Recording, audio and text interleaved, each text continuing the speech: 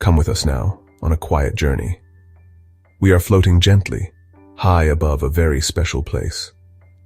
This is San Miguel de Allende, a jewel nestled in the central highlands of Mexico.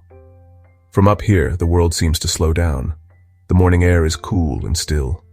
The sounds of the waking city are just a soft whisper carried on the breeze. There is a feeling of peace that settles deep within you. It is a place that asks for nothing but your quiet attention. It promises a sense of calm, a gentle respite from the hurried world we so often know. The landscape below is a painting, brought to life by the first light of a new day. The sun is just beginning its ascent. It sends out tentative fingers of light across the eastern sky.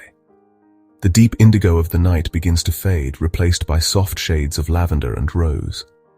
Down below, the city of San Miguel de Allende is still mostly asleep. It is a moment of pure tranquility. The streetlights cast long, lonely shadows on the cobblestone streets. These stones, worn smooth by countless footsteps over hundreds of years, seem to glow with a faint silvery light. A soft mist clings to the lower parts of the city. It fills the small valleys and settles in the quiet plazas. It is like a soft white veil, adding a touch of mystery to the scene below. As the light grows stronger, the colors begin to emerge. The deep ochres, the warm terracottas, and the vibrant blues of the walls become visible. But they are muted, softened by the gentle morning light. Now, our attention is drawn to the most iconic landmark of all. It rises from the center of the city like a magnificent rose-tinted crown. This is the Parroquia de San Miguel Arcangel. Even from our great height, its presence is commanding. The morning sun strikes its highest spires first, setting them ablaze with a brilliant, warm glow. The pink cantera stone, quarried from the hills nearby, seems to drink in the light. It is a breathtaking sight. The church is not just a building. It is the heart and soul of San Miguel de Allende. Its intricate neo-Gothic towers reach up towards us as if offering a greeting. The story of this church is as remarkable as its appearance. From our aerial perspective, we can appreciate the parroquia's relationship with the rest of the city. It is the central point from which everything else radiates. The main square, El Jardín Principal, lies at its feet. We can see the neatly trimmed trees of the garden, looking like small green cushions arranged around the church. Our gaze now expands beyond the central spire. We look down upon a vast and beautiful tapestry of rooftops. This is where the true color palette of San Miguel de Allende is revealed. There are endless shades of terracotta, ochre, and warm, earthy red. These tiled roofs are like the scales of a mythical creature shimmering in the sunlight. Dotted amongst the sea of red tiles are the hidden jewels of the city, the courtyards. From up here, they look like secret gardens. We can see the lush green of trees and plants spilling out from within stone walls. A flash of brilliant bougainvillea in shades of shocking pink or deep purple catches our eye.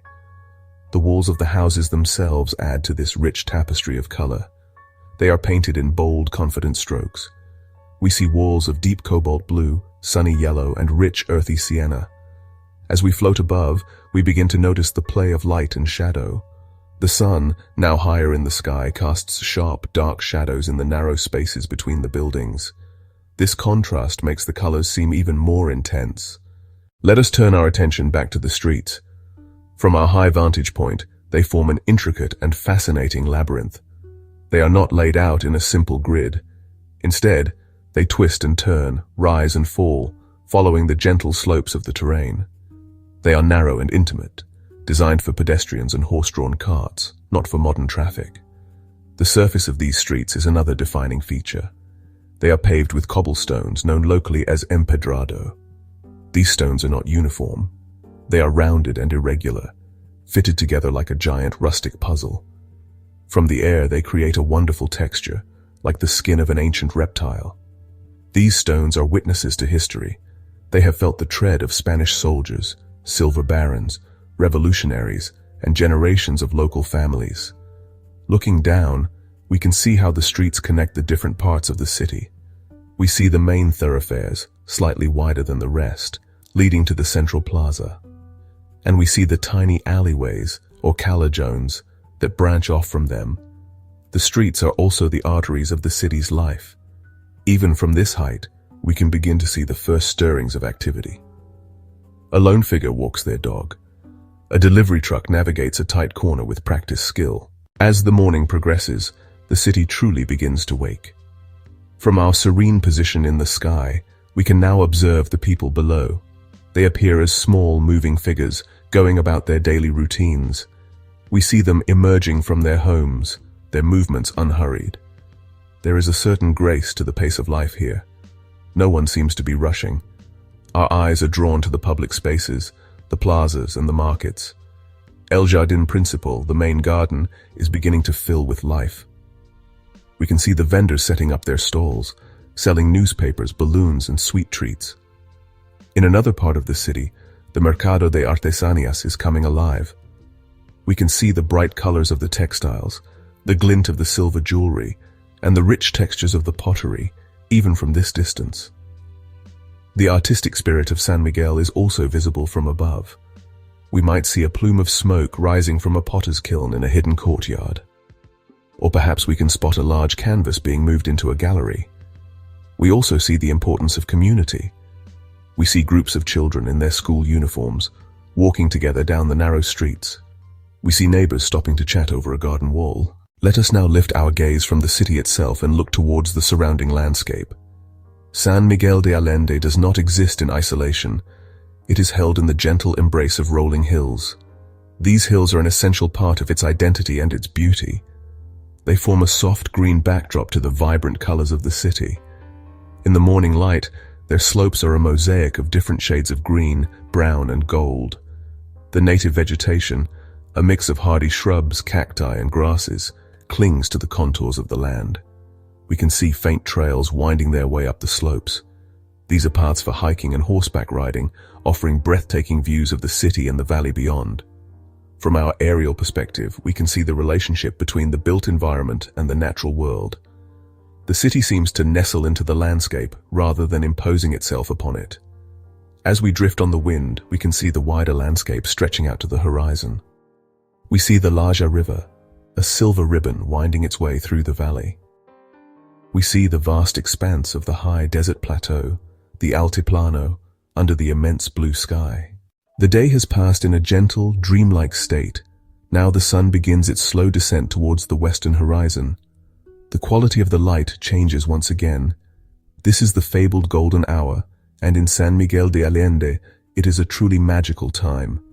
The pink stone of the parroquia seems to blush, absorbing the last warm rays of the sun. The shadows, which were short and sharp at noon, now begin to stretch out again. They become long, dark fingers that creep across the plazas and down the narrow streets. This interplay of golden light and deep shadow is incredibly dramatic. It highlights the textures of the city, the rough surfaces of the cobblestones, the intricate carvings on the church facade, the leaves of the trees in the jardin. As the sun sinks lower, the sky puts on a spectacular show.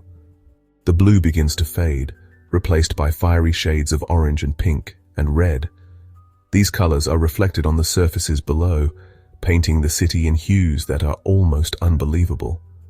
And then, as the last sliver of the sun disappears below the hills, a sense of peace descends. The vibrant colors fade into the soft purples and deep blues of twilight. The first stars begin to appear in the darkening sky. Our journey is coming to an end. We have floated on the breeze from the first light of dawn to the quiet beauty of twilight. We have watched this remarkable city from a perspective that few get to see. We have seen its grand landmarks and its hidden secrets. We have witnessed the gentle rhythm of its life. From up here in the stillness of the sky, it is easy to understand why so many people fall in love with San Miguel de Allende. The feeling that remains is one of deep and profound peace. The worries and complexities of the world seem to melt away when viewed from this serene height. What endures is the beauty of the landscape, the elegance of the architecture, and the simple human connections that we witness below. San Miguel de Allende is a reminder that a life of grace, creativity, and community is possible. So as we drift away, back into the quiet darkness of the night, we leave you with this image, the image of a city glowing with warm light, nestled safely in its ancient hills under a canopy of brilliant stars.